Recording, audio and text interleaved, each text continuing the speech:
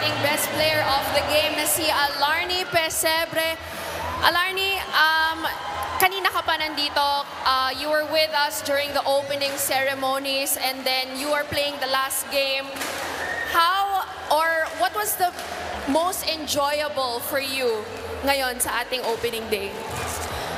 Siguro po, yung mga teammates ko na nandito, kasama ko ngayon, at saka napasali sa UNTV.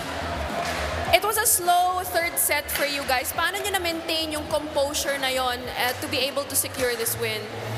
Siguro po usap lang sa loob, tapos merong nagtutulungan po kami sa loob. Alright, meron ka bang mga gustong batiin at pasalamatan?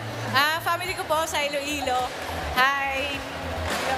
Tsaka mga boss po namin sa Ombudsman. Ano po? Ayun, alright. Dahil ikaw ang ating best player of the game, meron kang goodie bag from our friends from Black Mamba. Maraming salamat and balik sa inyo, 7 Chiki.